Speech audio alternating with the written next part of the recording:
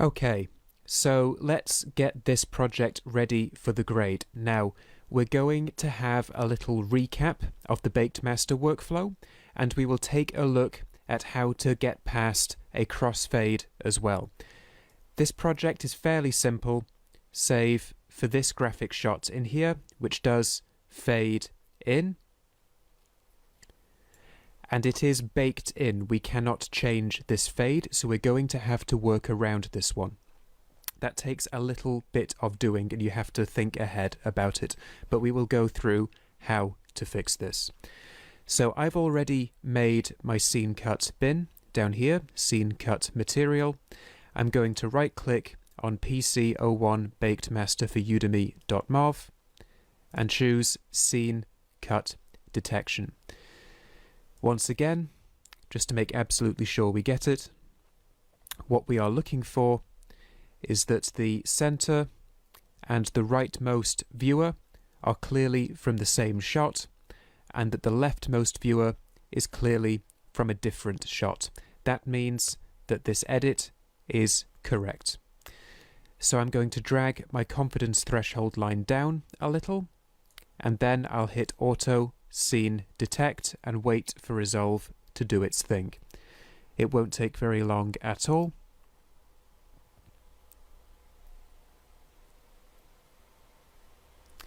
Here we go, and now my edit index is populated with entries. I can go through and I can check my edit.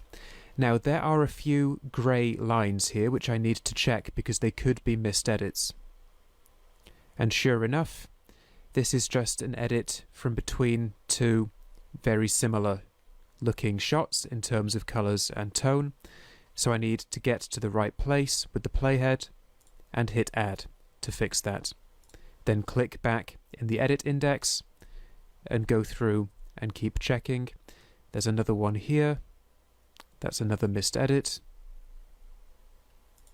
Go through and hit Add and then keep checking. And this project, with the exception of the graphics, is quite a simple conform. There's another one, sure enough.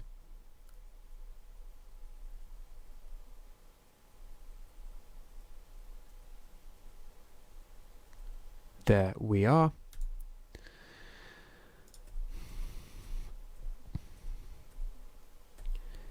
Here is the crossfade. So I want to zoom in here and get a better view. This little bar down here allows me to zoom in to my scene cut. And what I want to do is get rid of all of these false positives. What is happening here is that Resolve doesn't know what a crossfade is in this context, even though it can apply crossfades later on. So what it's doing is it's just seeing a part of our film where every frame looks very different from the previous one in terms of the values of each pixel. So it believes that every single frame is an edit, and that is why crossfades can trip up a Baked Master conform. I need to just delete all of these false positives, keep hitting delete until they are gone, and I want to place an edit in a very particular place. Now, this takes a bit of forward thinking because the trim tools don't quite work the way we might expect when dealing with material taken from a scene cut operation like this. So I want to go through, and I do want to place an edit here, but it's not going to be at the start of the crossfade. It's going to be at the end. It's going to be once the image has completely finished fading in, and I will add an edit here. This is very important. We do not go back and add an edit at the start. Then I want to go through to the next set of edits,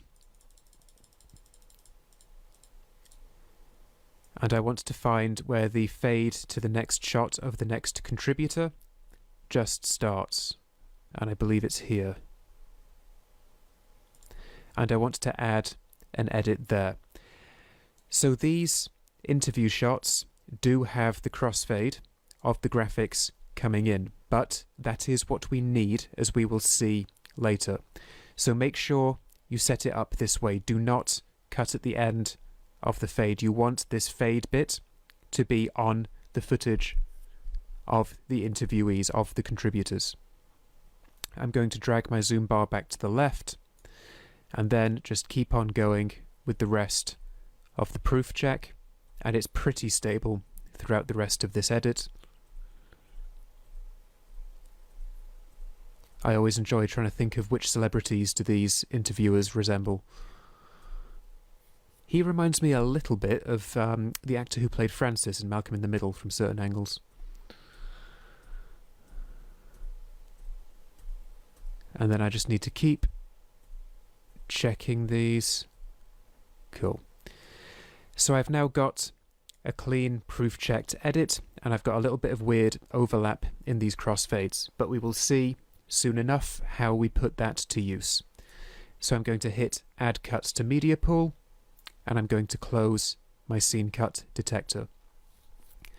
Now we want to make a new timeline using all of these new scene cuts. Again, what we do is we right-click the bin containing the cut media and choose Create New Timeline using selected bin.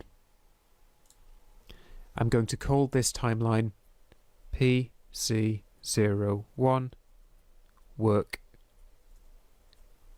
Timeline. And by some eldritch miracle, it has been spelled correctly. And then hit Create. I'm then going to drag my timeline up into my master bin. For now, I usually like to make a separate bin for timelines, but in very simple, baked master conforms like this, it's not strictly necessary to do that. Then we need to go to the Edit panel. And in the Edit panel, I need to scroll along until I find my graphics shot here.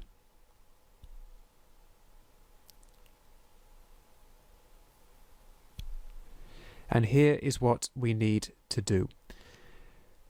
I need to make copies of these shots that fade out as the graphics fade in.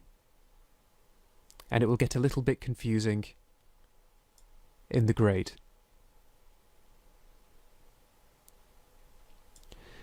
So, what I want to do is I want to add a video track, and then I want to copy,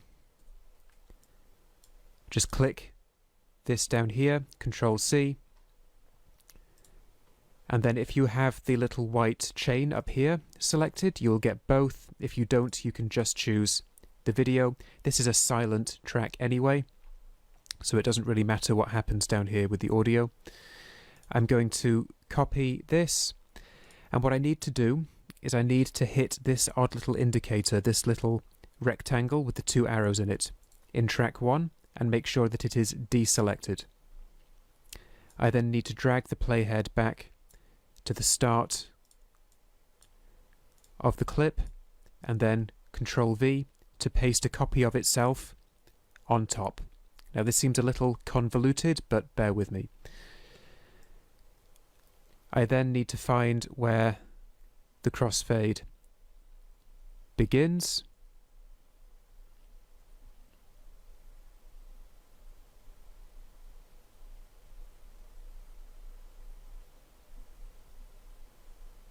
And I believe it's about here. And I will just left click and trim this side back in. Now what I want is for this clip to fade in and become visible as the graphics come in. And there's a dead easy way to do that. As I'm mousing over this clip, if I just zoom in a little bit, you can see these little white markers, these little white kind of earmarks up here.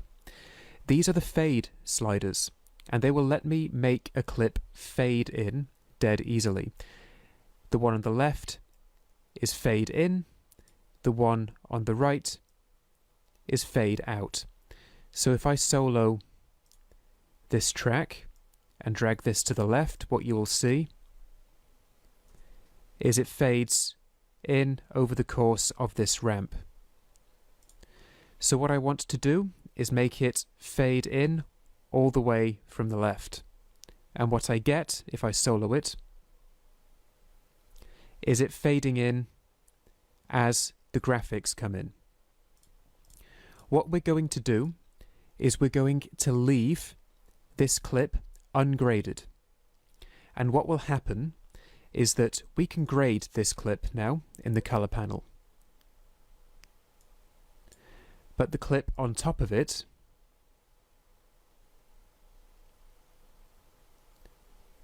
will fade in and remove the grade for us. Now I might want to tweak the timing and say maybe, actually I want it to fade in about there. Of course you're not going to dye this clip bright pink, so it doesn't really compare, but we can tweak the timing of this until we're happy. And then, let's say for argument's sake, I just want to do a basic primary here.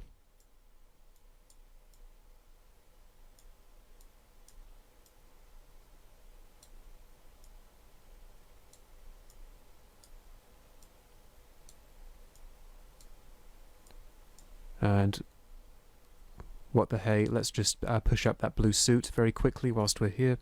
We will do this properly in the next lecture. I just want to show you how the grade fades out. So I've got a nice bit of that blue suit, and now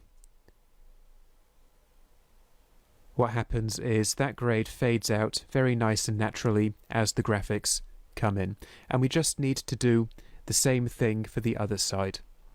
So I'm going to go over to the other side.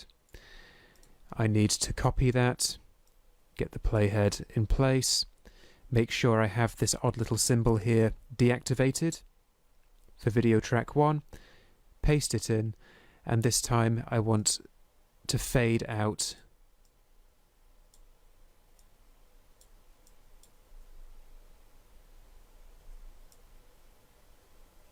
in fact, I want to find where the crossfade ends, of course, don't I? It's me jumping ahead. I will trim that in, and now it will fade out, and if I do a basic grade on this shot,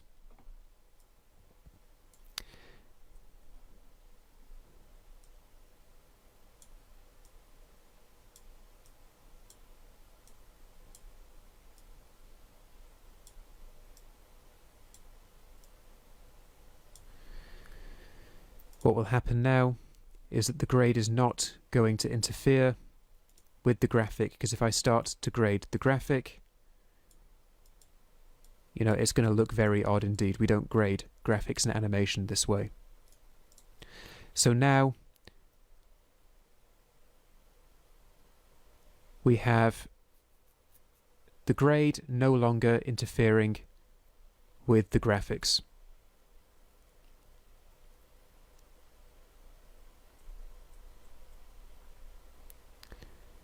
And that is how we work around a crossfade in the Baked Master workflow. So this shows you how to deal with that problem. The rest of this module is going to be focused entirely on actually grading the project. So go ahead and click on through to the next lecture once you're ready.